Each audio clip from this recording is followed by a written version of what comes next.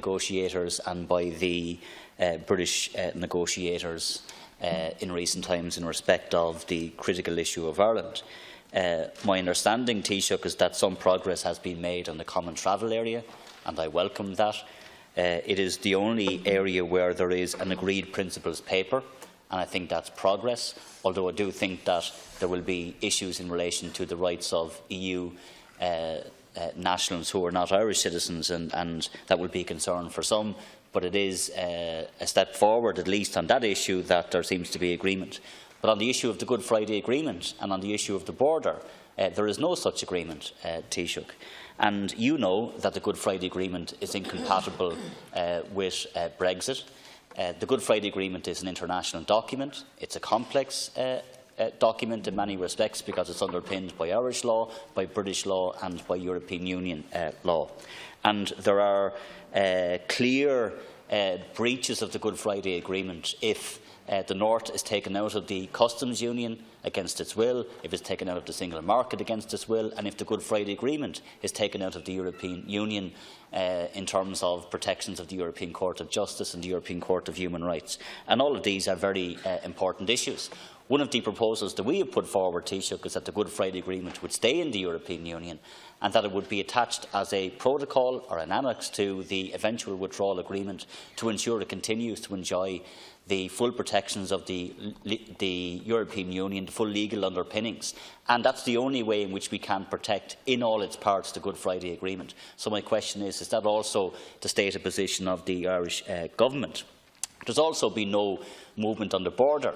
And I'm very concerned about the speech from Theresa May in Florence. While it was welcomed by our government, what she talked about was no physical infrastructure, no border infrastructure. But we also know that the European Union are very clear that it wants to protect the integrity of the customs union. So there's a danger then if there's no physical infrastructure, no physical border, notwithstanding what Fianna Fáil wants in terms of an electronic border, which is completely bonkers. But notwithstanding that, that could potentially then put the responsibility for checks in terms of regulation and standards back on businesses, back on farmers and back on others as well, creating more bureaucracy, creating increased costs. So the only way that we can actually square the circle where we have, on the one hand, we want no border, and no border of any kind, be it checks, be it inspections, at business level, or be it any physical infrastructure, and protect the integrity of the customs union, is for the North and for the entire island to stay in the customs union.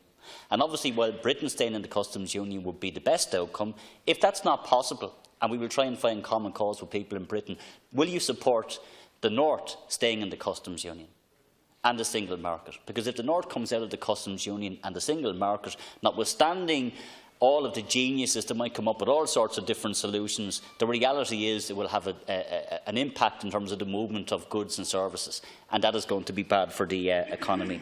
So Brexit is not good for Ireland. It was not something that was voted on by the people in the North.